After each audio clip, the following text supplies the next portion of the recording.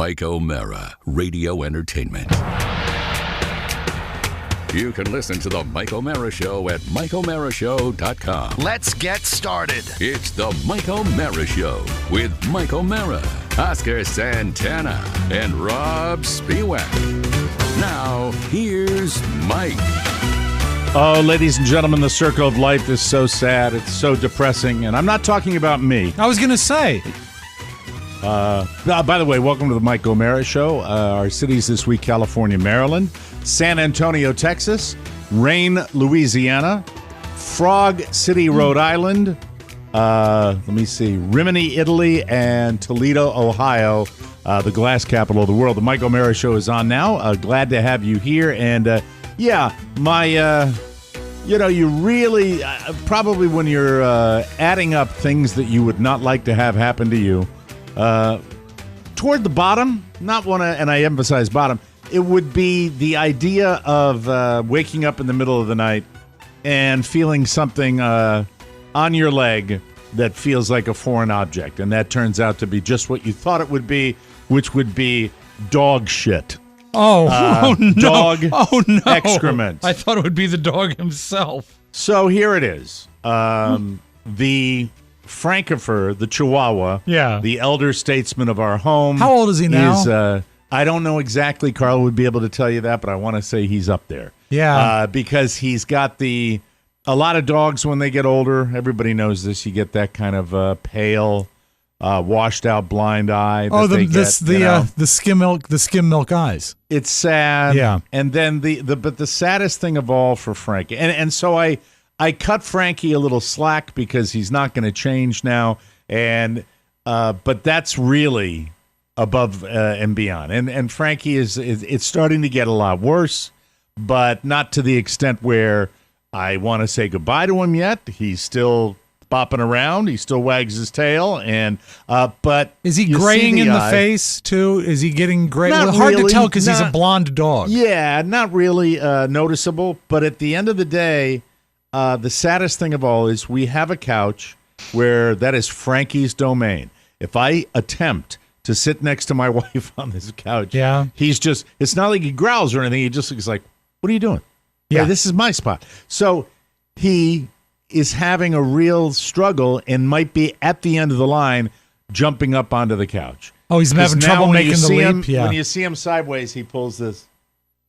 Oh, almost like a cat when they prepare for a jump. Forward. Yeah. And he was doing that, and it was actually interesting to watch it. Not that I was being cruel, but it was interesting to watch it because he would make it. And now it's like he will go to different spots of the couch that have the exact same height because he's got that acorn for a brain. Trying to scope out the low spot. And it's sad. Yeah. And now we assist him, and it's the circle of life because when I think about Frankie and the steady decline towards the abyss, man, you are dust, and into dust you shall return. Yes. I think of, me. And it seems it's a whole different thing, though. But there's not a week. First of all, vision.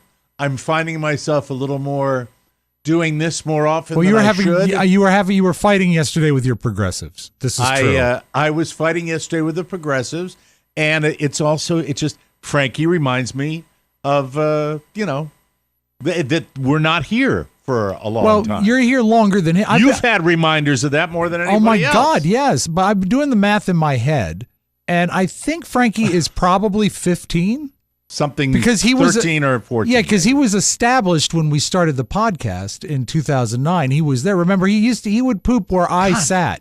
That's the thing that gets me with the clock on the wall. Zoom, it's right? Just like it becomes a spinning top. I know. I have the same thing. I've always thought I'd write a stand-up for when I turn 65, where I'd go out on the road and just do old man comedy. But I think that's probably been done before. I saw some old country comedian doing it, and it was off-putting. So I pulled you off wouldn't of that do it, idea. Mike. You wouldn't be as folksy. You'd be more cosmopolitan in your delivery. I don't know. It's just it's weird. It's but weird. I mean, that's about the lifespan of a dog. He's had a great life. I hate to trowel out all these cliches, but he really has. and he's lived a long, healthy life. I don't want to make people think that it's the end of the line for Frank. I really don't, because it's just a few things he's doing. And by the way, where is Oscar today? Is Oscar, he went to the dermatologist? Yeah, and if he's late... Is he having a mole burned off today? That was the teaser, that if the mole was going to be burned off, he was going to be a little late. And he's a little late, so we'll have to find out about the mole when he gets back. So Great Oscar TV show, by the way, The Mole. The Mole. So anyway, it's just sad. It just it makes me sad. Does he exhibit any puppyish behavior at all ever? Yeah, he bounce around when we're coming in. See, that's from, good. Going to the potty. So, yeah. So Frankie, my Chihuahua, I want to tell you, we haven't always gotten along right from the very beginning. When I dropped you accidentally and you thought I was angry, I don't know. It's been okay. You had your moments with him. You used to give him your egg plate. And now the other dog gets it, and Frankie, I put it in front of Frankie the other day, and he stared at it, and maybe either couldn't see it or wasn't. Little moves like that, it's becoming more frequent and sad, and if I keep talking about it, I'll spiral myself into a deep depression. I'm as healthy as I've been in years, and I still do that when Carrie puts a meal in front of me. You just stare at it. I do. I said, what? So on the heels of this discussion, which is the theme for me today, which is, getting older, and I've been thinking so much. I've been thinking overtime about life, and I think you probably noticed that on the show sometimes when I come in here and there's a lot of going on in the news and I'm philosophical about certain things. I was thinking about my level of hipness and whether I am aware enough about people and culture. And I said to Carla last night, I said, we can't help it, no matter how we feel about cultural subjects and everything else. We cannot help the fact that living here, where we have chosen to live, because I happen to love the game of golf, yes, and the warm weather and all that, you cannot help yourself but be in a bit of a bubble in this area that I've chosen to live in. When I chose to live here, I truly didn't give it a second thought. I was in my 40s when I bought this house, maybe my late 30s. Not this house, but the first area, house down in Florida. When you moved to Florida. When I bought down in this area, it was for a vacation place because I wanted to go, and I never gave it a second thought. I never thought a few steps down the road. But you cannot help yourself when you are around the same demographic in so many ways. And in a way, it's probably why my sister and brother-in-law moved back into the city, because they are in a younger, more diverse climate of human beings. So you say downtown Boston. You're in a bubble. You're in a bubble in suburbia, but you live in a diverse neighborhood simply because it is quite diverse. But right, yeah. But are you saying that downtown Boston is different than where you live, as far as the way things go? I'm visiting my daughter a few years back in Brooklyn. I remember, and we went out to dinner on Friday. I took her out to dinner, and the pulsating energy of the city, just Friday night, kids all around. Right. And when I say kids, anywhere from 22 to 40. Yeah. Everybody's out, and it's buzzing. It's just this amazing energy. And I realized at that very moment, and this is several years back, just how different it was. And I think everybody should think about this occasionally. Think about the fact that, if you're in casket waiting town, yes, like I am. Now, but we have kids in this neighborhood. They're not an abundance of kids, but there are kids. I live, at least in my little corner of the world, in a somewhat kid-friendly environment. So we tease you. It's not they're full-timers is what I'm saying. It's not a 55 and over community that you're in. It isn't, but it is. Do you know what I mean? It's okay, not yeah, like but there's not a rule, right? And you're a little loud for me. If you can just I can fix that. It's kind of insane. But I will tell you that because of that, I am a little sensitive to what I say and what I do, especially on this show, to be aware of it. For example, Rob and I were talking about a movie that we've both watched recently, and it's called You People, and I think you recommended it to me. Yes. And it is a movie starring Jonah Hill and Eddie Murphy and Julia Louis-Dreyfus and David Duchovny, and it's got a great cast. It really does. I found myself laughing out loud at multiple moments during the movie, and then at the end of the movie, I'm like, okay, they buttoned it up, and I said, that was good. That was really a good movie. And then I went and read the reviews of it, and it was savage. It was. And it got like 39% of American people. And I said, is it getting 39% support because it's out of touch? Because the reviews sounded that way. What do you think? Did you read some of the reviews of it? I did. I know that it was not embraced. I didn't read any actual reviews. I recommended it to you because I saw a lot of similarities, and it's essentially an old-fashioned story. And basically what you're looking at is a remake of one of your favorite movies, is Guess Who's Coming to Dinner. It has got a lot of, it has a lot of, but they've modernized it. But it is different, but it's a similar thematic thing. But it's a comedy as opposed to Guess Who's Coming to Dinner, which was a heavy duty subject matter, and way ahead of its time. I think what Oscar said yesterday carries a lot of weight, and it actually stuck with me. Is that if you are made uncomfortable or nervous by that movie, there is some underlying racism within you. Well, and maybe people are scared. A lot of people might be uncomfortable watching that. It is so cringy in a good way, like in a Curb Your Enthusiasm cringy way. We should be. We're not giving anything away here because the movie deals with race, head on, and it is also. I just want to, I want to bring up because I'm in shaky ground here because I'm not quite sure why it was savaged so much. So I'm going to bring up some of the reviews, and see if I get it. The reviews are primarily that it's a tired plot, that it's an oversimplification, that it's not nuanced at all. I get that. Sure. But what is a comedy other than that? Yeah. It's set up, and I think there are some nuances to it. And I think it's handled pretty well. But I can understand also, as you said, in a comedy, you got to paint with broad strokes to lay the situation out. And there's nothing really finite or thin about that. What you got? Though, with respect with you on race, you're not exactly the head of the line that I'd come up to, with understood. If it was on point, you know what I mean. But I feel that you and I see eye to eye on a lot of things, despite what is said on the air. The three of us have grown in that regard. I think into an area where we get each other, and I think sometimes it would be a little better if there was a little more conflict. But there's not, and I'm not going to fake it. Yeah. So I think that 43%. 43. Rotten Tomatoes, the combined. I could see people being disappointed if you don't like Jonah Hill. I personally like Jonah Hill, and it's a little Jonah Hill heavy and his style of comedy, but that's not going to offset the entire movie for someone, I don't think. Here we go. This is the best one. I found the one that I wanted. Okay. This is from Brian Tallarico.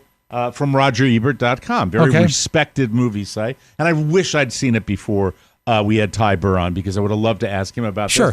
And I want your reaction to this very brief snippet from the review. Because this is the one that jumped off the page at me. All right. When they're talking about You People and the way they handle the racial subject here. A movie that so rarely rings true, it starts to make your skin crawl. Now, is he saying that a woman, and Julia Louis-Dreyfus plays a woman who is so out of it when it comes to the subject of race. Tone deaf to race, yes. Not in a raw bigotry way, but in a way where she's just completely out of touch, and she is bigoted in that way. Sure. And it comes across, but she does it saying where she can't identify with the black character in any other than a surface way. Right. Yeah. Which I get completely. I just saying it so rarely rings true. Like you wouldn't have people like that. Are they saying that it is too over the top that Julia Louis, like a character that she plays, or Eddie Murphy's angry character in that they wouldn't happen in real life? Because I wonder about that. Because I don't have enough depth of experience with that. I don't have the context either, but it didn't ring false to me. I mean, based on what you see going on and the direction that the country is seeming to go in the past year or so, right. I imagine there are people that are just like that. And you know what? At the end of the movie, again, no spoilers, they prove themselves to be much rounder characters than the caricatures that are presented in the front. Look, this movie deals about a mixed race marriage. Right. That's the Jonah Hill falls in love with an African American girl, and Eddie Murphy plays her father, and Julia Louis-Dreyfus plays Jonah Hill's mother. But the fact that all these reviewers seem to be so overwhelmed with the subject matter that I think they forgot that it was just a comedy, and that comedies don't have to necessarily and I think they might be, make sense. They might be scared to embrace it because it might be something that could be misinterpreted.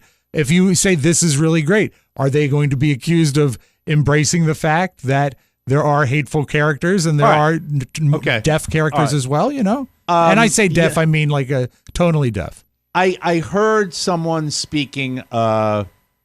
It might have been Joe Rogan. I'm not sure. It was somebody who was speaking about Bill Maher. And Joe Rogan was doing a really nice job, I think, speaking about Bill Maher, in that Bill Maher pushes back against overly sensitive people from the left. And I fall into that school as well. When Bill Maher does that, I enjoy it as well. I like that when people go too far and there is an oversensitivity. If you're telling me you can't laugh at a movie like that has a very broad portrayal of people who are out of touch with diversity and race, I think you're overreacting. We have to laugh at something. And I think to an extent, Julia Louis-Dreyfus's character probably could have been an older character. It would have rung more true if it was an older character, I think. Yeah. But at the same time,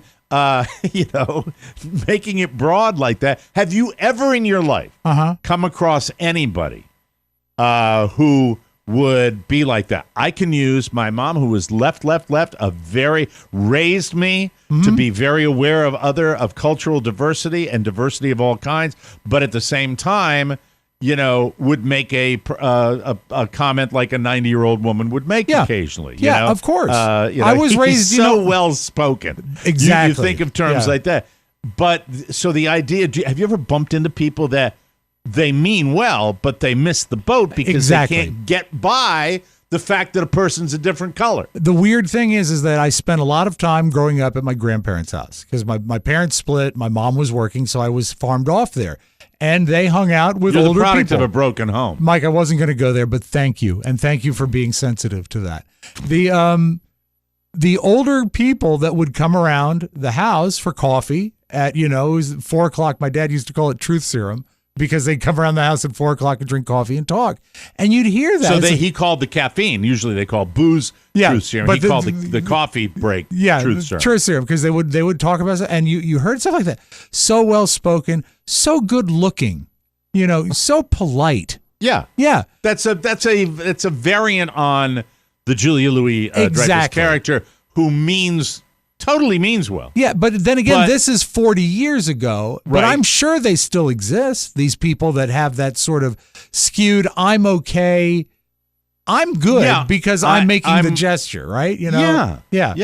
And I went back yesterday, I watched a lot of news coverage of the funeral yesterday, and I just, if you didn't get a chance to see it, I think everybody ought to watch it. It was just so moving and truly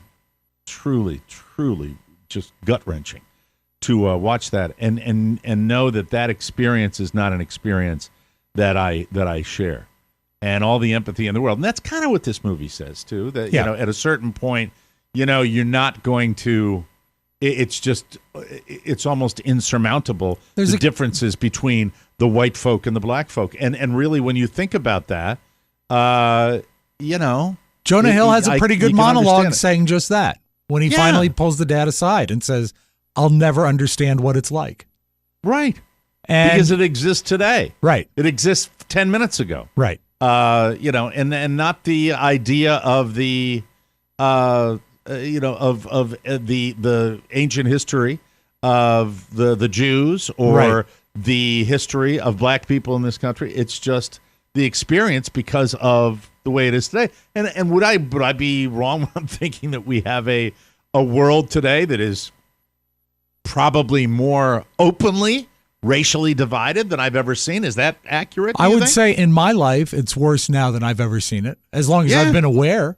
I mean, because these factions have found their buddies, and they, whether it is through social media or having a president for 4 years that seemed to condone it, they've found their like-minded people. And when you're in a group, but here's where I have a problem. You're going to be more vocal about it. Here's where I have a problem. I think with that, and the fact that exists today, and we need to laugh about it more than anything else. Well, it shows understanding, yes. And it's just, I mean, as much as I know there is work to be done, and have we ever had a better example of how much work needs to be done in our society? We haven't. It's just there all the time. But at the same time, I don't think there's ever been a time where we need to have, poke fun at ourselves and not take ourselves as seriously as we can. And the environment for comedy, stand-up comedians, culture on TV, sure, it's difficult. There's a scene in the and the movie we're talking about is You People. It's available on Netflix. Yeah, and you can get the movie if you want to see it. Form your own opinion. I'd love to know what people think about it. There's it centers around him doing a podcast too, which is fascinating to me. By the way, that's said at the end of the podcast. Did you get jealous? Not too shabby. I thought wouldn't that be? You know what? That was a pretty. I might get on a plane for that. That was a pretty good turnaround for 6 months for him. It was pretty stunning. I was thinking about what his co-host says. Where you'll never, it'll never be where we're able to understand each other or something along those lines. Yeah. That because of just the differences in people. Which is horrifying when you think about it. No, it's not horrifying to me. I basically understand it now more than I understood it before. Because you have people that are, for example, I can speak to the White Devils, where they're in a world, a lot of people, some of the worst racism comes from places where there is no diversity. Yeah. I think a racially divided society thrives in a segregated society. I think when you're around your own folk, that's where you can get away with it, and that's what the whole deal is. And I think comedy might be able to. I don't think it's going to heal anything, but I think it can, bridge the gap. When I said it was horrifying, let me clarify what I meant. It must be more frustrating to be fighting a problem that could conceivably never be solved, but that's not a reason to stop fighting it. No, you're right. Absolutely. But I come away from the reviews after watching that movie and thinking about the way I present myself to the African American community, whether it's on this show or whether it's personally. I wonder myself if if I am as aware as I should be. Because really, this is how I feel. And now this is the old man talking. Okay. I feel now, with many, many communities in our society, it is somewhat of a full-time job, keeping up with what is acceptable, what is not acceptable, what is supportive, and what is patronizing. I feel that I'm with way. You. And doing a show like we do right now, I think that I'd like to be educated on it a little more. I would too. I would too. It would be interesting to have that happen. I know here's a couple of fat white guys talking to each other. We give you grief about being older, but we're not that far apart in age, you and I. And it seems like the more we've been together, the closer it gets. And actually, as far as mentally, I'm 15 to 16 years younger than you. Exactly. As far as what you like to digest and content. But if we take our 50, 60 years that we've been on the planet, we've seen so much change. And if you take just the last 5 years about what, as you said, what is considered acceptable, supportive, wrong, right, it's tough to keep track of it. And you can, and you don't You're not out there to hurt any feelings or cause any trouble. And sometimes it's just, I didn't get a memo. I didn't know that was bad. I'm very sorry. I meant nothing by it. And it's hard because it seems to change almost on a weekly basis. Yeah. I think that I look at comedy as you should be able to be irreverent. Right.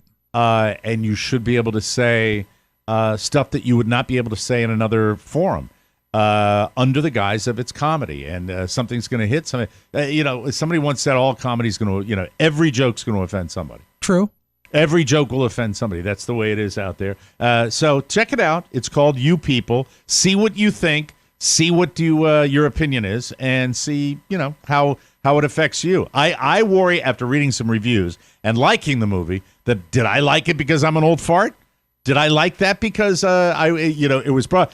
I don't think after watching that movie I thought that it was anything other than kind of a satirical look at things. Yeah, I wasn't taking that to heart. But when it said that it doesn't ring true, and they did paint with some broad strokes. Yeah, it probably strokes, doesn't ring true with most people. That could be the case, but it seems that in the past, when you were making fun of people that were racist or bigoted, one of the greatest ways to do it, and it's a classic thing to do, is to make them look foolish.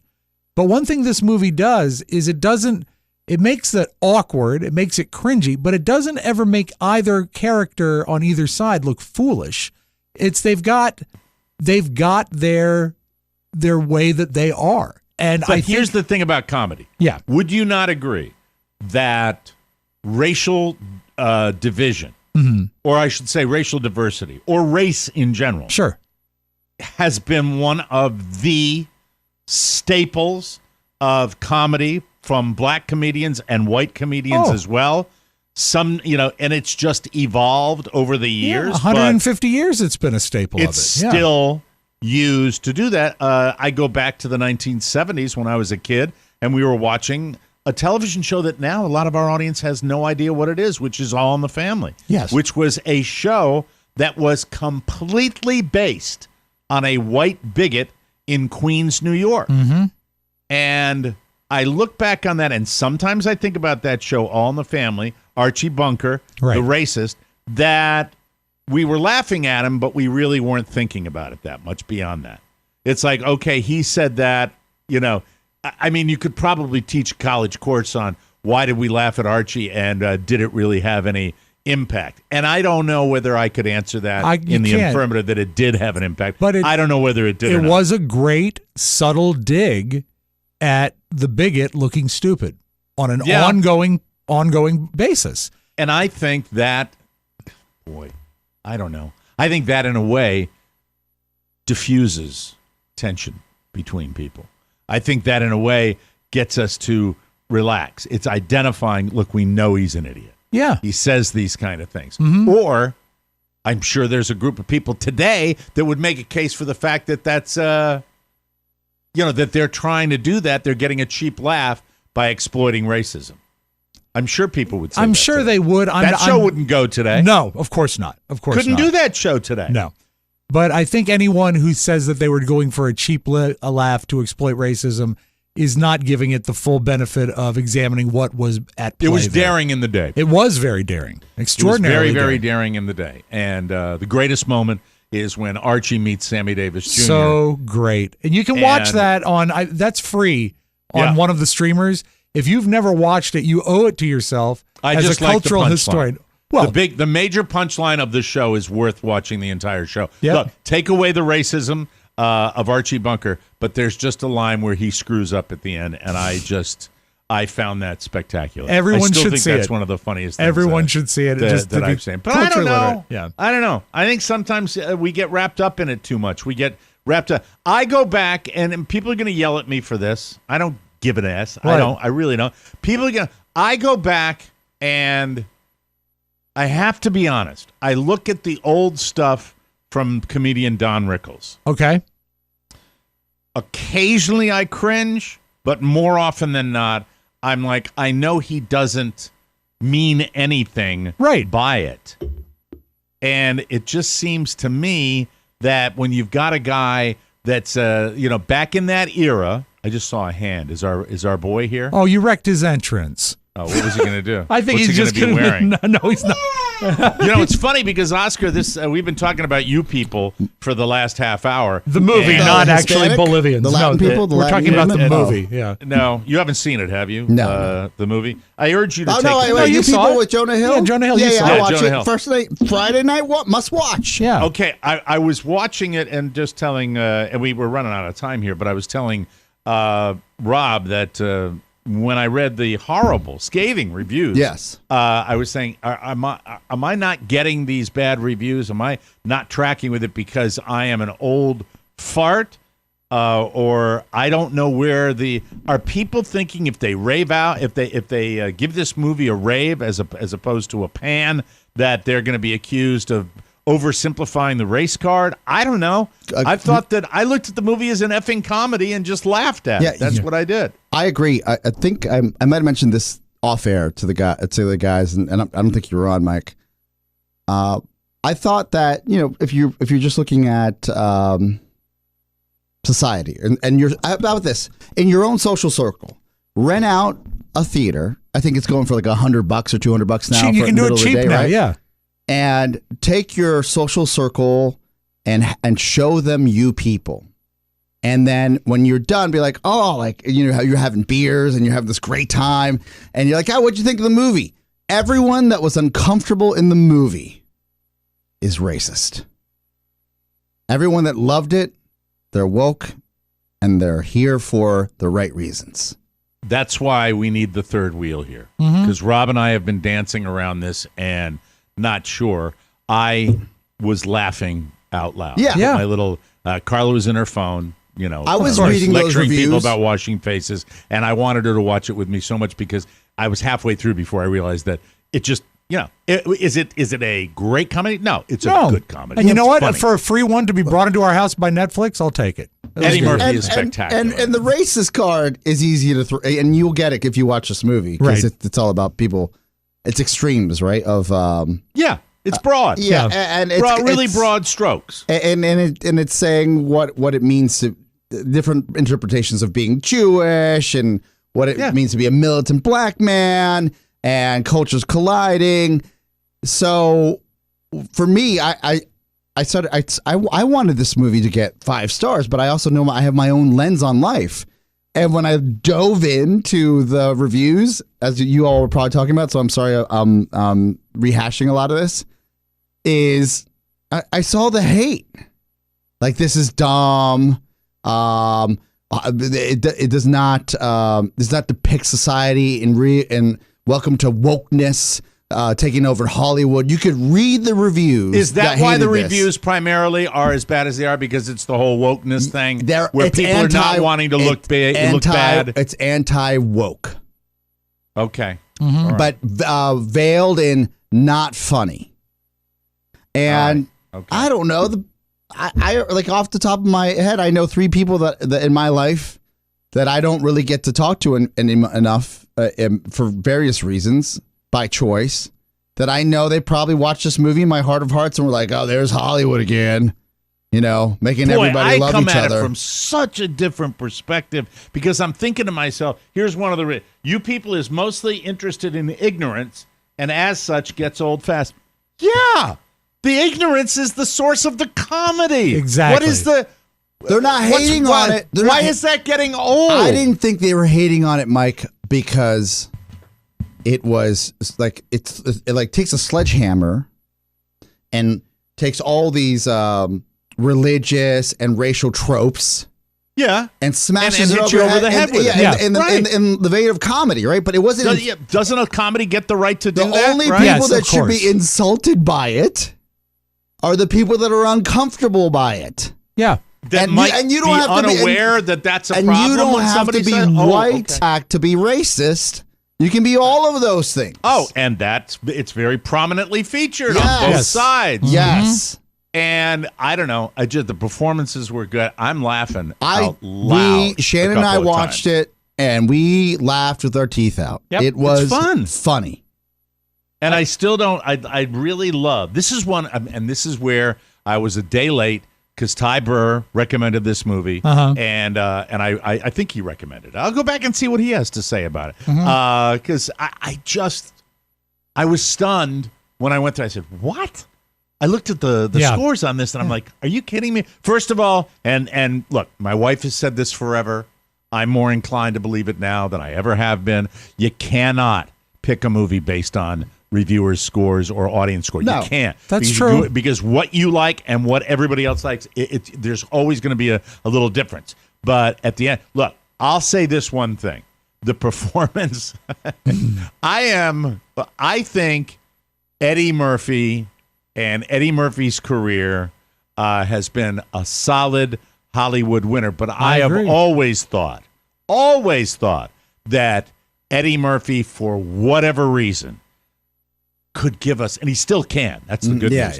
Give us so much more. Because I am just a fan of Eddie Murphy when he's on screen. Because I just think he's a great actor. I like that he underplays it. He's picking his projects smarter. We're not getting a Pluto Nash or a Haunted Mansion anymore. Exactly. Which is great. So maybe I should have stated it this way.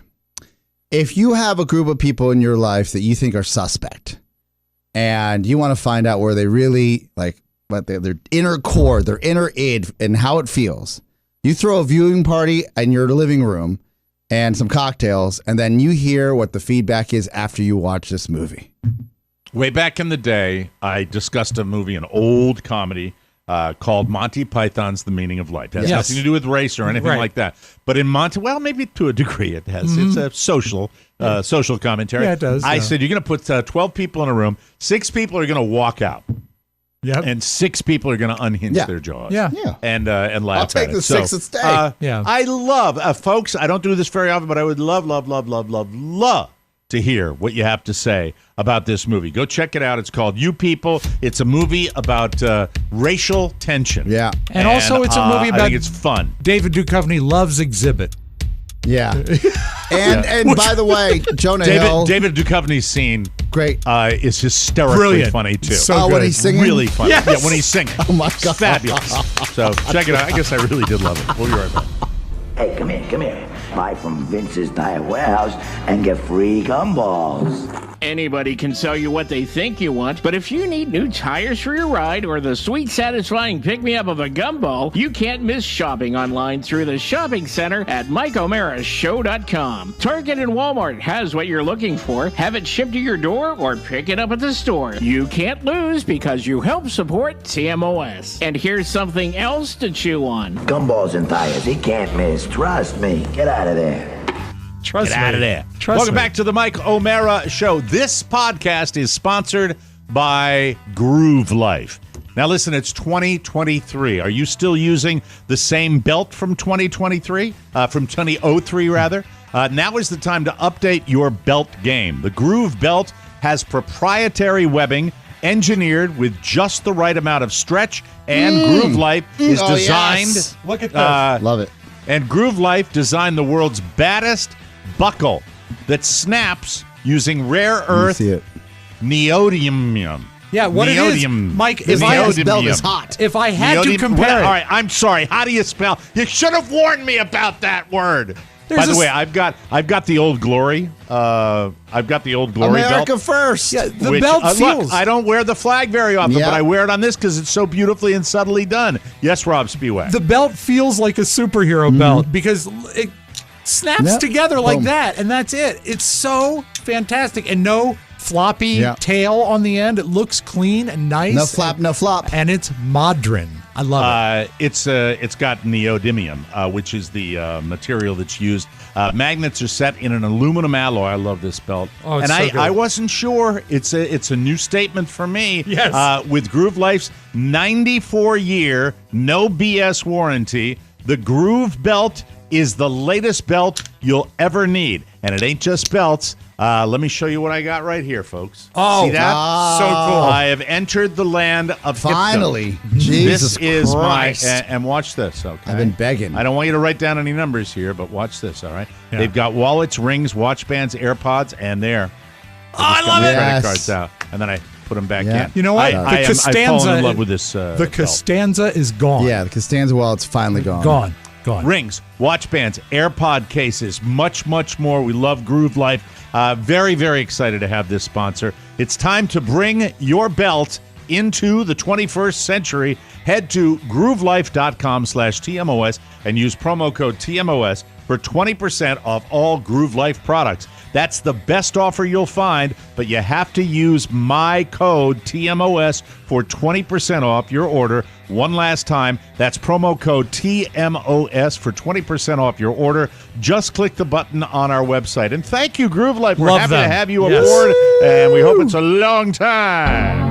From the four corners of the World Wide Web and into your digital device, it's what you need to know. This is the homepage. This is the homepage, ladies and gentlemen, and we start you today with, we'll say it again, Tom Brady. He has retired. It's official. He's retired again, but this time he swears it's for good, and this time he was very subtle in the way he did it with a quick video. He announced it on Instagram, kept it short because, quote, you only get one super emotional retirement essay, and I used mine up last year. I liked that. I thought that was cool that he said that. I thought that was fine. Giselle Bündchen commented on his post saying, quote, wishing you only wonderful things in this new chapter of your life. Okay. Been at the rodeo a few times, all right? It's a very interesting that she jumped right in with that. You know, if you, look, you have to speculate out your ass to do this. But everything you read about them was that the big problem was that he went back to the NFL. Yeah. Well, now he's quit again. And who knows? That would be a happy story, I think. Well, maybe she loves a movie star, and he's got that movie now. Okay. Robb Gronkowski, who I believe is probably the most overexposed athlete in the world. He's going to kick a field goal, Mike, live during the game. He welcomed Tom to the 2 times retired club. Remember, Gronk came out of retirement to join Tom when he signed with Tampa. Tom won 7 Super Bowls. That's tough to beat. 6 with the Patriots and 1 with the Bucks. But the NFC East proved to be his kryptonite. He lost 3 Super Bowls to the Giants and 1. He didn't lose 3 Super Bowls. The Patriots. Yeah. Sorry. I was getting the Bucks and the Patriots confused. He lost 3 Super Bowls to the Giants and 1 to the Eagles. It was the Cowboys who ended his season in the playoffs this year, thus defeating him in his final game. He is the NFL leader in passing yards. Get ready for this, folks. 89,214 touchdown passes, 649. He also holds the NFL records for regular season wins, 251. Super Bowl appearances, 10. Playoff games and wins, 48 and 35, respectively. Playoff yards, 13,400. Touchdowns, 88. And all this after being picked 199th in the 2000 draft. Mike, it's just a good story. Do you have your detonator handy? Because I have a song I'd like to play. Normally we play this in the I'll get to the point right away. I'm retiring for good. Brady. That's about right. F them. Isn't it sad though that he could have ended all of this with such grace and just he didn't finish his career on top. No, but it's not sad. It's not. So what? He decided to go back. It doesn't matter. These statistics, he doesn't need to do anything. Yes, like 10 years in the last 11 months. I don't think it's because of football. I think it's because of the divorce. Yeah. I think that he really the talent and marrow from his soul. And I understand he hated the movie You People. I don't know. Let's see. No word yet on Tom's plans. Last year, you might remember, he signed a 10-year, $375 million deal with Fox. Yes. So we could potentially see him during the Super Bowl coverage. He'll be on Fox Sports and Fox News. Sources, that's right. I forgot that about him. Yeah. I don't know. I was being really nice to him, and you just... Oscar knows how to tweet me with that. F him. Anyway, sources tell TMZ that Fox was as surprised as everyone at Tom's announcement, and he's not in their plans this season. What sources lie about that? Yeah. Like, not in their plans. That's such garbage. That is because the broadcast company will never react and modify their plans when they get an A-lister like Tom Brady. Weren't we just bitching about the Fox team during the playoffs? Yes. Yeah. Yes. And now this Greg guy Olsen. he's like, I got But he's just going to be demoted. I mean, it's not like Greg Olson, and it's a proper demotion. Yeah. I think Tom Brady might do very well. I think Tom Brady might be okay in that role. I'd like to see him do it. They're going to put him, since it's a Fox property, it's going to be in the booth. It's going to be Tom Brady, and it's going to be Steve Ducey with him. And it's going to be a great... Steve Ducey's son. Oh, yeah. Isn't that the White House correspondent? Yes, it is. Ducey 2.0. Way to go, Steve. If there are any Matlock fans still breathing, this might just be the thing that sends them over the edge. CBS is rebooting a show I never watched, Matlock, but with a gender swap, and I'm all in because I love her. Kathy Bates is the new Matlock. You can't go wrong with an actress like that. I love Kathy Bates. As a lawyer, fantastic. She's replacing Andy Griffith, which just makes me laugh when I see that name. He starred in the original series from 86 to 95 and passed away in 2012. Here's the official synopsis. After achieving success in her younger years, the brilliant septuagenarian Madeline Matlock, they're calling her Matlock. Yeah, he was Ben joins Matlock the workforce in the original, at a prestigious law firm where she uses her unassuming demeanor and wily tactics to win cases and expose corruption from within. Interestingly, the original Matlock never even ran on CBS. It aired on NBC from 86 to 92, then finished its run on ABC. Let's ask old-time television, Rob Spiewak. Are you looking forward to it? I am in a certain extent, but the problem is that it was a good procedural show. Matlock was well written, and all that was fine. But the problem here is, if you're going to change the gender of Matlock, it's a new show, and it should be just a crime lawyer show starring Kathy Bates. Why? Is she related to him though? Yeah, but why? Why does that? No, I mean you don't need to reinvent the show as a gimmick. It would be okay if it was. Wait, a woman lawyer is a gimmick to you? No. I'm saying it's a gimmick to rebrand the show when it's not the same show. And she's so well spoken. Call it Bates. Then I'd watch it. Okay. By the way, do you have anything in the story? I understand Andy Griffith. You ready to come out of those weeds right now? Okay. I'm fine in this weed patch. I don't think you did it maliciously. I think you just got lost with the question. No, there's no need to reinvent the show with her. Just start a new show. It's not going to have enough similarities to the old show. If you start a new show with like a new name, yeah. Well, she's a name. Then it's not going to get the buzz. Yeah. No, call it Bates, and then I'm watching. Master. No. I paused because someone was going to say it. All right, Andy Griffith would have loved the movie, people. Okay, shut up. Thank you. Can we move on? God almighty. Let me give you my favorite story of the week. Okay. There's a man in Michigan. This is, I just can't tell you how much joy this brings me. His name is Keith Stonehouse. He let his 6-year-old son use his phone to play a game Saturday night. I've done that. Sure. I did it probably when my kid was 6. He thought that it would chill him out before bed. Yeah. The kid ends up playing with a different app, Grubhub. Oh, no. Keith says he knew something was strange when he got a food delivery, but before he could figure it out, another one came. Then another and another. He said it was a parade of deliveries. A fat attack. It didn't take long for him to figure out that they were orders from his account, and his son had made the orders. There was nearly $1,000 in food delivery orders, and it could have been worse. He said his credit card stopped at a $439 order from Happy's Pizza. This is great. This is the best. The credit card obviously had a fraud alert on it. However, a $183 order of jumbo shrimp from the same restaurant did go through just fine. The 6-year-old, he wanted shrimp. Grand. He wanted shrimp and pizza. Orders from other restaurants for chicken shawarma, salads, chicken wraps, chili cheese fries, ice cream, and more. Keith says he was mad, but there was nothing he could do about it, so he crammed as much as he could in the fridge and offered the rest to neighbors. He also tried to talk to his 6-year-old about it, so he'd understand what went wrong. But while he was trying to explain, the kid stopped him and asked this question. Dad, did the pepperoni pizza come yet?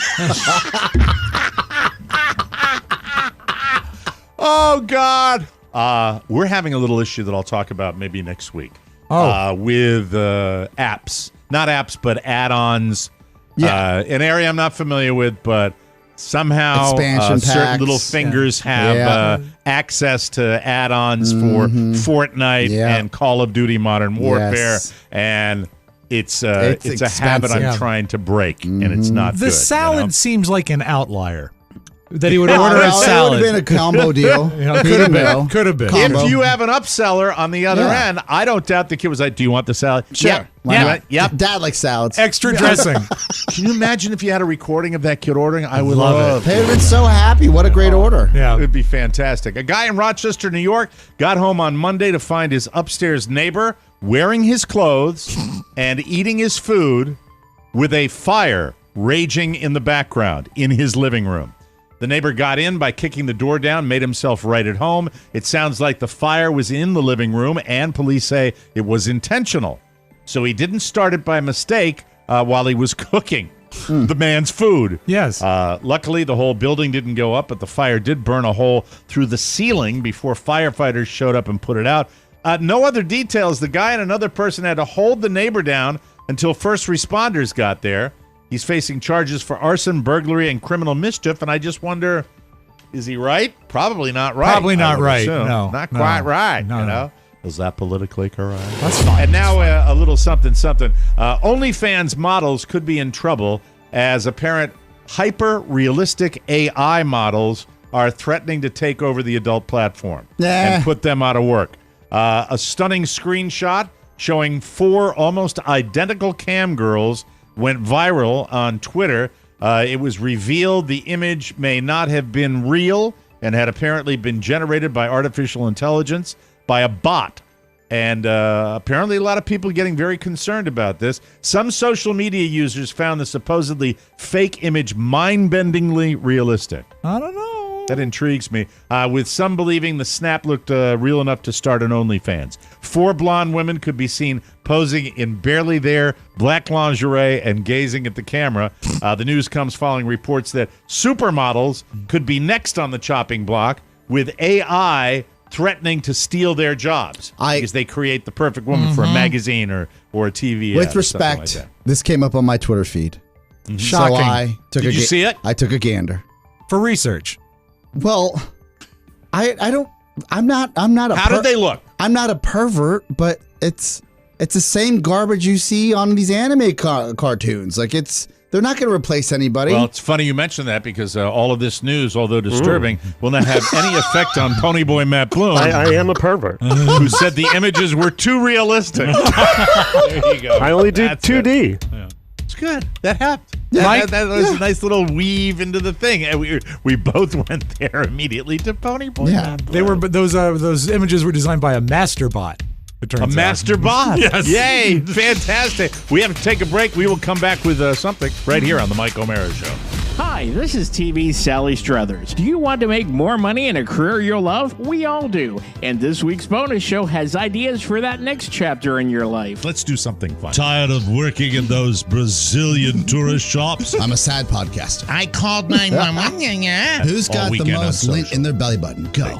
We'll provide you with everything you need to be an amazing success. You can be cutting a rug for fun and profit. If you're successful, Yes. this is what you get to keep. Wow. That's how y'all getting down in Philly after a win? The TMOS bonus show is that 5th hour of funny you can only get with a subscription. Get yours today at MikeO'MaraShow.com. Stay classy, Philadelphia. Hello, everyone. I'm Mike O'Mara.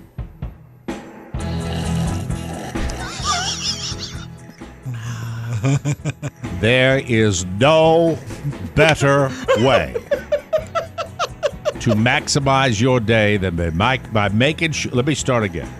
Yes. There's no cotton picking better way to maximize your day than by making sure you're feeling like your best self. Liquid IV. Remember what I said to you. Liquid IV. That is the category-winning hydration brand fueling your well-being. I am drinking it right now. Oh, it's so good. Limon lime, ladies It's a good and one. gentlemen. This is a hydration multiplier, and it just may be the one product you are missing in your daily routine. I am seeing more and more of my pals using Liquid IV. Just one stick gives you 5 essential vitamins, 2 times faster hydration than water alone. Use it first thing in the morning. You can use it before a workout. You can use it while you're out on the 97-degree golf course, sweating your off. When you feel run down, you can use it after a long night on a long flight. By the way, if you don't know this, they tell you on flights you got to stay hydrated. It's true. Liquid IV is made with premium ingredients and is non-GMO and free from gluten, dairy, and soy. Plus, Liquid IV on a mission to change the world. They're donating 25. They've donated. They've already done it. Yes. 25 million servings to over 50 countries around the world. It's great. It's delicious. You are going to love it. Grab your Liquid IV in bulk nationwide at Costco, or you can get 20% off when you go to liquidiv.com and use code TMOS at checkout. That's 20% off anything you order when you shop Better Hydration today using promo code TMOS at liquidiv.com. So before the shows, I usually ask Rob and Oscar what's going on, and Rob told me something, and as he was saying, I was writing something totally different down about Rob because I wanted to get a Robb Spiewak health update and find out you are now over 7 months sober? Next month will be a year. Do you count the time you were hospitalized? Sure, yeah. March 15th is when I had my last drink. That's that night. That's Yep. I'm going to give you. I'm going to give you a little round of applause on that one. Well, let's not. We're not there yet. Well, thank you. What's a Oscar. year? Yeah, let's just get to the 15th. So you were talking about something, but I'm curious. What did you want to talk about? Because I know you want to talk. I was going to say, something. I thought there was an article on CNN that too much screen time hampers a child. Yeah, we can do that another time. All I right, want to talk about you. Talk about me. Let's talk about me. So you've brought a lot of very interesting little factoids about your life, and I like to wait a while on some of those vanilla milkshakes until I get them all sort of sorted out. Your wife has been organizing. Yes. You have been, but she's got a new face. She does have a new face. Controversy of your when you made the statement that scared Oscar and I when you're talking about your son taking your beer. That was my beer. I paid for it. I know. No, why are you buying beer? That's what we were asking. And because you have to be a good host. Yeah. Anyway, that was a controversy. If you were to quit drinking, what was the personal thing you wanted to talk about today? Not the screen time. You wanted to talk about something in your life. I'm pissed that Carrie's making me sell my stuff. What stuff? I think she deserves a medal for that. That's a wonderful idea. No, it's like these are things that really, really matter to me. And she says, like what? Like one of my microphones. She said, it would be probably, you've got a lot of them, and it would be How much could you pick up for one? What is your do you know what your most valuable microphone is? I do. Yeah, I do. What is it? And I'm not selling that one. It's an Well, what RCA. is it? It's a RCA 44BX, which is the old-fashioned microphone that is almost shaped like a coffin. It's a big square type deal. How much could you get for it? That sells between $5,000 and $6,000. Oh my God! And its original stand, yeah, they've appreciated since I purchased them. And How much did you pay for it? I think I paid like $900 or $1,000 for it, and then sunk some money into it to restore it. Have it work? Well, no, you have to have them re-ribboned often, and the silk was messed up inside the metal. Could you plug it in tomorrow and do it and use it on the show? Sure. Yeah, bring it in. And remember, the mic I'm selling is an RCA 77, which is the pill-shaped one that was on like Letterman's desk and Larry King's desk. We've used that. That was Carrie's mic when we did our cocktail parties from home. It sounds great. How much profit will you make on that? That one was probably a $600 mic that I'll sell for about $2,000, I think. These are beautiful mics. They're cool. Yeah, those are collectibles. I didn't know that. Oh, they're incredibly so. Well, because no one makes a good ribbon mic. I don't want to get too much in the weeds of stuff. I have nothing I could sell. I have not. And believe me, this week in particular. Yeah. Oh, do I wish I could sell stuff. Can we focus on Robb? Yeah, I'm sorry. Okay, thank you. I'm sorry. I was just making a comment for Christ's sake.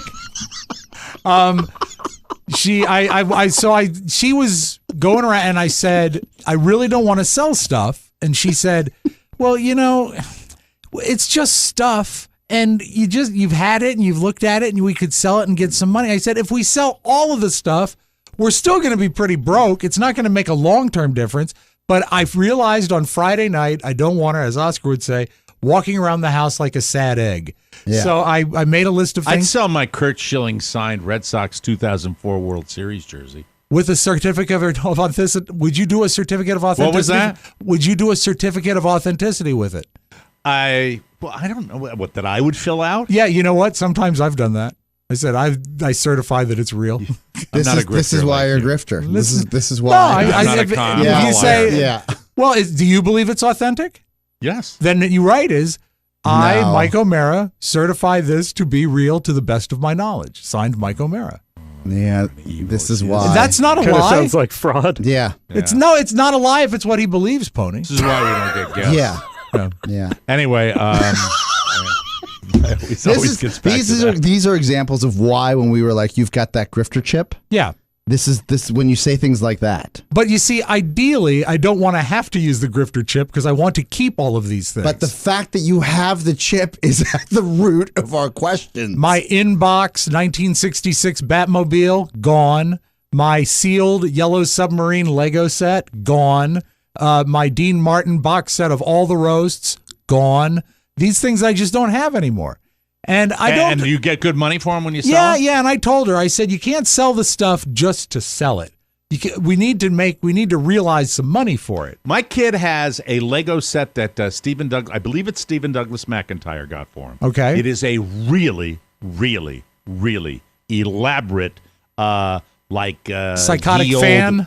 Ye Old warship. Oh, beautiful. Oh, okay. That seems beautiful. And Carla, God love her, this is where her brain sometimes, she just, I'm going, let's put it together. No, keep that. Yeah. That'll Smart. help with his education. Smart. A-fuls. Mm-hmm. Yeah. You'll get them. The adult fans of Lego. Yeah. You'll get them later on in life. Treasure trove. But you see, it's not a treasure trove. It's just stuff. But I mean, it's stuff that's just valueless to most people. Let me ask you this. A sealed model of the Hindenburg that has not yet been assembled is worth probably about $150. That's gone. My 75th anniversary Shure microphone that we paid $300 for is selling for about $1,000. That's going to be gone. Okay. You sound so sad. I am sad. It's my stuff. Everything I love is slowly being taken away from me. Hey, Steve Carell, 40-year-old virgin. Can't drink. You're trying. Can't have microphones. Can't eat. Can't eat ice cream. It's all being taken away. You're going to open up. You're going to open up your own eBay store. She's already doing it. That was one thing is I said, this is the stuff you can sell. I'm done. I'm not helping. A year from now when I start my store. Yes. Yeah. Just kidding. Carla, that's a joke. Carla, that's a joke.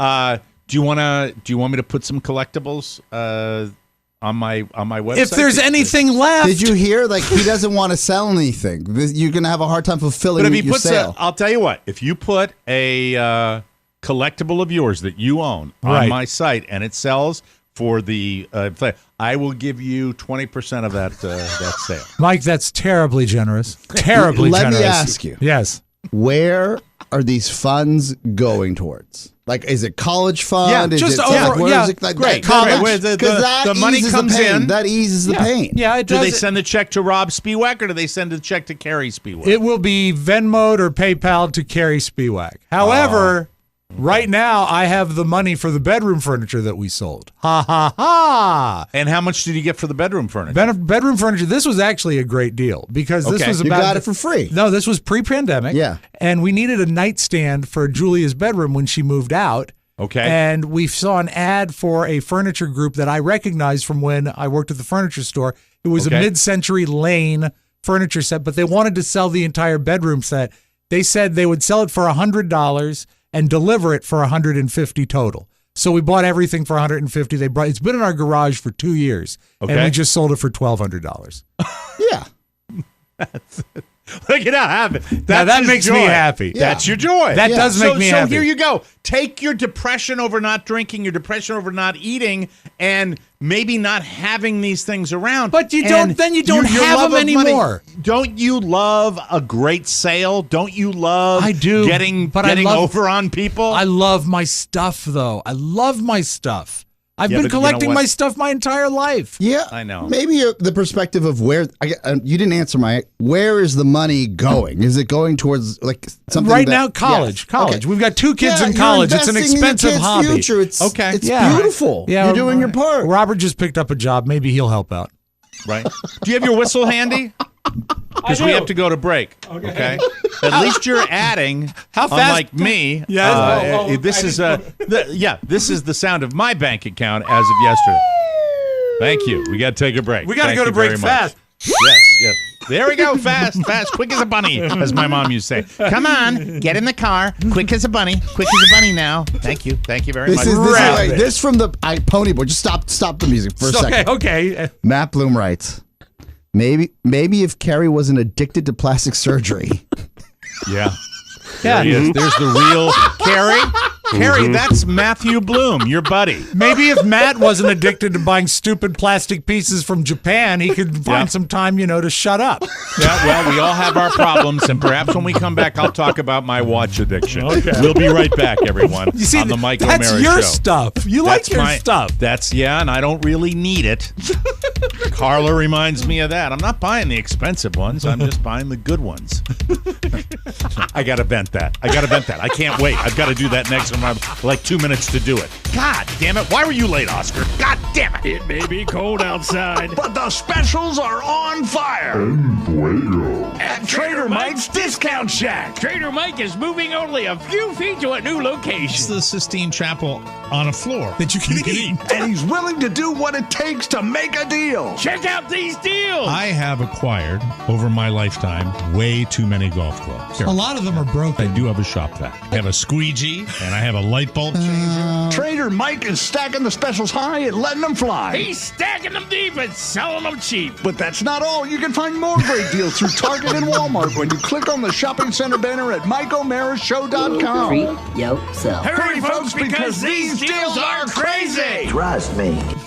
There we go. Welcome back to the show. You know that turning into your parents might be your worst nightmare, but let's be real. Their weed might have been the best stuff ever. I mean, really. Yeah, well, Dadgrass has old school joints, people, that are low in THC and high in CBD, so you can chill out and lighten up the old-fashioned way. Dadgrass is legal, organic, smokable hemp that relaxes your body and mellows your mind. If you want the toke without the smoke, Dadgrass also has CBD gummies. Now, those are the ones I use. Made with the same high-quality hemp. They're delicious. They're easy to dose. And the effects, I can say this as somebody who has not always been in the weed camp.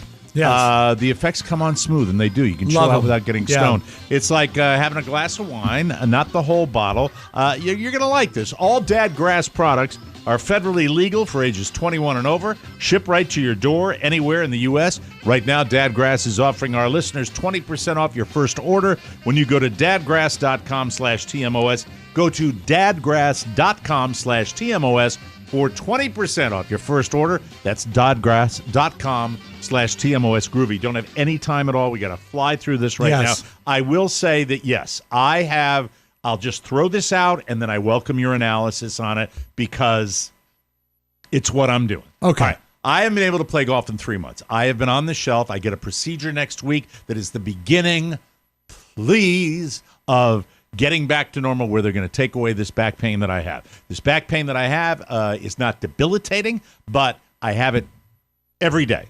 And depending on what position I'm in, I have it. Getting out of bed, sometimes it's changed your quality of life. It has. Quality of life that I can't do what I love to do. I'm still active, and I still like to do stuff, and this is my passion. 10-second sidelight. How's your wrist?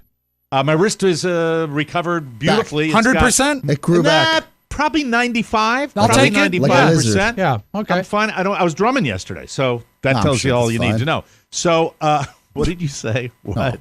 No, nothing. He said that was fun. I'm sure. I said I'm sure that's fine for your wrist if you're drumming and you have an injury. Yeah. You have an injury? No, it was something I could do. I can't throw a football with my kid yet, so I don't know.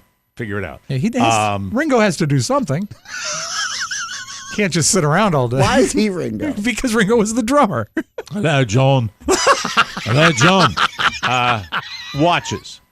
Yes. So I I don't know when I got into. Okay, so I asked Rob to get the guy. By the way, I'll ask one last time. Yes. What the frig is going? Why have we been so completely blown off by this guy? I can't tell the you way you handled it. No, I don't think it's the way that I've handled it. I will. You know what? I will continue to beat him down. He really has moved the meter for me as far as watches are concerned. All right. And this is why. Because he got on and he was talking about, I learned about watches. Okay. I learned about automatic watches. I literally didn't have a clue. I knew what a good watch was. What's an automatic watch? An automatic watch is a self-winding watch. Okay. It's called the movement. Oh, dear. And the movement of the watch. And I learned about that. And chronograph? That's just a watch. That term I don't. Well, no, it's not. No, I think it there's is. something more to it. No, it's not just a watch. It's a type of watch, I think. And I think the watch is holography. I think that's what watches are called. Okay. I don't know. You're getting me in the weeds here. I didn't just mean want to to. talk about my... You just said you learned about watches. I was asking questions I about haven't learned watches. everything. There's a lot to learn about watches. Oscar, A chronograph you have is a specific type of watch that's used as a stopwatch combined with a basic display watch. There you go. So it's not just Noted. a watch. Noted. Oscar, you have a great watch. And you like watches from a pure, like I used to like watches. Yes. You like watches just because watches are nice. They're nice to have. Yeah. It's great. It's the way I used to think about them too.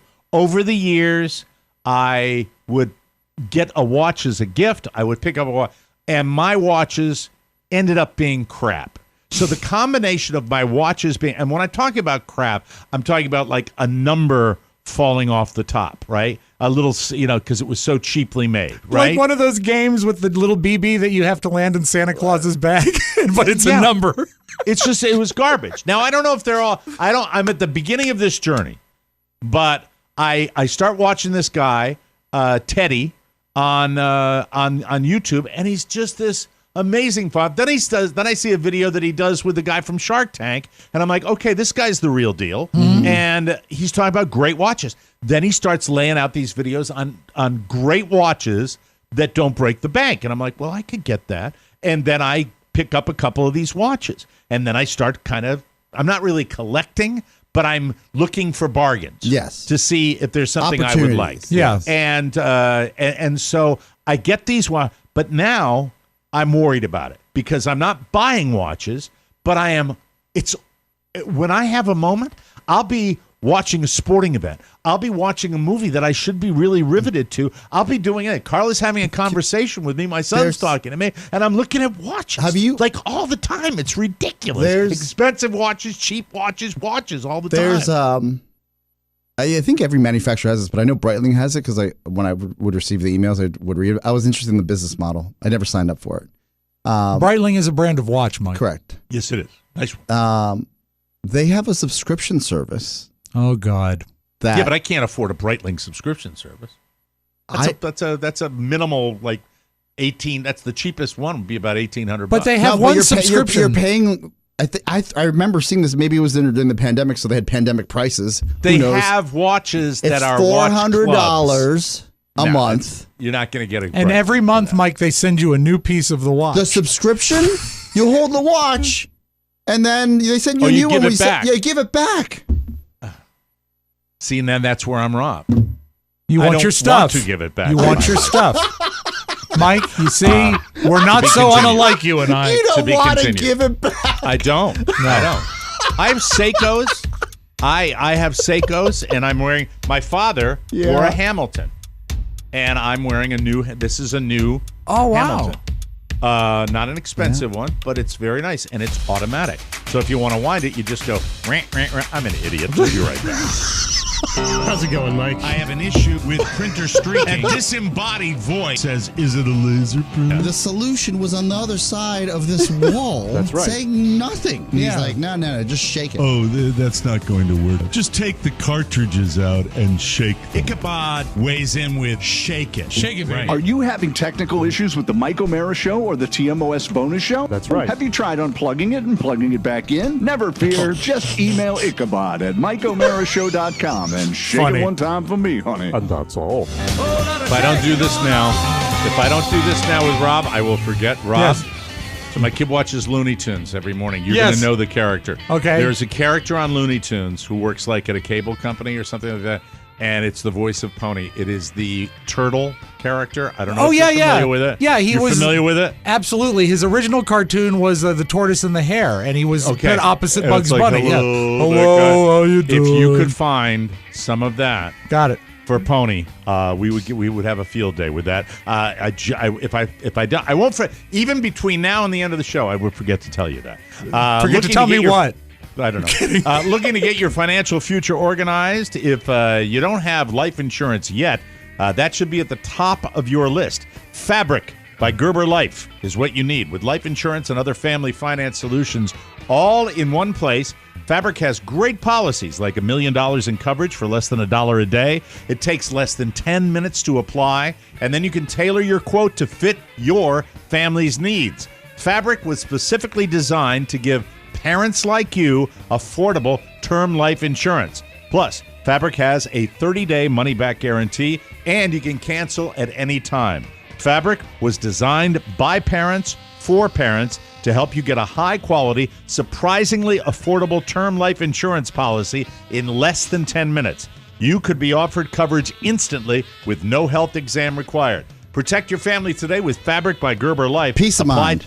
Apply today in just 10 minutes at meetfabric.com/TMOS. That's meetfabric.com/TMOS.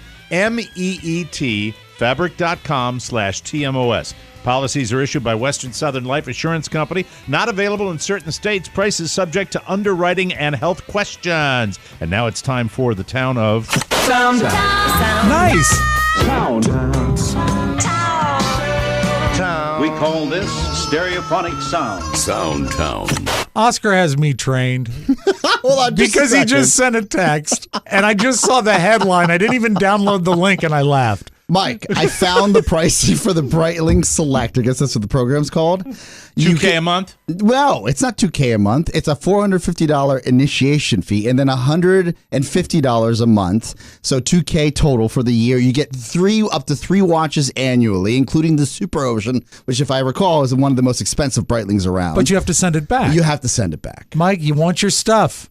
Yeah, I don't want that. It's the same chip in me that makes me still buy DVDs occasionally because You're paying for something you don't own. Exactly. And what is a car lease? You're not even renting. Yeah, that's ridiculous. Have you ever leased a car? It's impossible. Have you ever leased a car? Yeah, but it's not the same thing. Car you drive to work. What do you do with a watch? You don't drive it to work. You wear it. I don't think it would be worth it. Status. And by the way, seekers. it's only Breitling, right? Only Breitling. This is just one of the programs. This is directly through Breitling. Yeah, there are a lot of people out there trying to make a quick buck on watches. All right. What are you? Do you think do the people at Breitling have the grifter chip? No, hold on. One of the things, Teddy, my friend Teddy. So they just don't. They haven't responded to you at all. No. I will continue. What is the tone when you speak to them? I explain who we are, what we do, and then we need to. What is their tone record the when call? they speak to you? Why don't we record the call and play it back? And like a telemarketer, judge the call. Why don't we call them on the show tomorrow? Okay, we can do that. On the bonus show, we can do that. This will be great. We will call the company that's blowing you up, Yes. and the three of us will speak with them. All right. Very good. And I want to know, what did I do wrong? Or am I not famous enough? Tell me. Or I'm an ass. I sent the guy a personal message. He's a YouTuber. He ought to be running over here. This is not the first time we've been blown off by a YouTuber. And we're going to need you to put on your honest pants tomorrow and tell us what you said that could have so totally pissed them off. Nothing. Go ahead. Absolutely nothing. I'm not the villain here. But you don't deliver for me. And but that doesn't. That's frustrating. But it doesn't make me a villain. I'm not. To me, it does. I'm not to about me 100%. Mike, I'm not out to do bad. I know, but I think subconsciously, it's in your DNA. I mean, it's been so long. I don't know. Sometimes you think if you do bad enough, I won't ask you to do it anymore. Yeah, who's the crazy one now? I know that's not true. Hey, I'm obsessively looking at watches I can't afford all day long. So I feel sorry sometimes for kids that are made to do what their parents want to do, but the kids have no interest. This was really cute. Terrible. It was a snowy hike, and it was not even a nice snow. It was snow on either side of a rather muddy trail, and a little girl from behind just muttering as she's forced to take this hike with her parents. I am tired. I am sick. I am tired. I am wet. I am hungry. I'm thirsty. Nothing else can go on. What I love is the sound of her feet in the mud. Listen one more time to her just trudging. I am tired. I am sick. I am tired. I am wet. I am hungry. I'm thirsty. Nothing else can go on. That was actually Matt Bloom at 5:05 last night. Yeah, that was me yesterday. Absolutely. I am hungry. There's a fine line between that being cute and that being you want to pull your hair out. Yeah, but I do feel that it's probably the parents at fault because they shouldn't make a kid go out and hike in the snowy mud. Yesterday, Mike, Matt Bloom looked at Shannon, Robb, and I. Oh, God. It could have been a more coddling conversation with a grown man. And we said, "Are you okay?" And he said, "No. You guys are changing my process, and I don't like it." Oh yeah. My yeah, God. and I said, "Your process, with respect to you, is selfish. So it's about us, not you." And then he got right to work. Are you over it? Are you over it now, Pony? Oh, yeah. Totally over it. Oh, yeah. Get me that turtle, Robb. Yeah. So you see a lot of young ladies on TikTok that have their own opinions of how to do things. This was one I'd never heard. This lady has a dating rule that I had never heard before. I only date boys with the name Alex. I dated my first Alex, and when we broke up, I was so heartbroken, and every time I heard the name Alex, I saw it, I would just get so triggered. A few months later, I started coincidentally going on a few dates with this boy named Alex. And not only did I reclaim that name for myself, but it was also so much easier to just maneuver in my life just with another Alex, Alex number 2, introduce him to my family and my friends. No one's going to confuse his name with my ex-boyfriend. And then when Alex number 2 and I broke up, I thought I should continue this trend of only dating boys named Alex because I could date multiple people at once and never get them confused. We actually have a tape of that young lady on a date with a guy named Alex. I am tired. I'm sick. I am tired. I am wet. All right, it's enough of that. And let's close with this, Mike. You know what day it is. That's right, woodchuck chuckers. It's there it is. Groundhog Day. And there's a comic. His name is Ted Alexandro, I believe it's pronounced. Ted Alexandro. He talks about something that he associates with Groundhog Day that I've never seen before. Cleavage when it first pops out, like late March, early April. It's almost like Groundhog's Day. It's like, it's going to be an early spring. Cleavage just lets you know there's still good in the world. It's almost like seeing a newborn baby. Sometimes I even baby talk to cleavage. Like, yes, you are. Yes, you are. They're adorable. Twins? Adopted? Most certainly adopted. Mike, that's all I got. That's awesome. All right, we got to get out of here. Tomorrow, all right, we're going to try it. We're going to call that person. Yes. And see what happens. And it'll be a little, the bonus show about the process on the Mike O'Mara Show tomorrow. So if you are one of those inside baseball listeners, tomorrow's your show. It's the show. Yeah. Learn how I guarantee, I'll try not to yell. Yes. Yes, we can find out exactly what happens. Thank you. Pony, I hope you have a better day. For Robb Spiewak and Oscar Santana, Mike O'Mara saying, so long, everybody. That's my process. Want more? Make sure you check out the Mike O'Mara Bonus Show. Get it at MikeO'MaraShow.com. Mike O'Mara, Radio Entertainment. Hey, how you doing? Oh, Monty. Hello.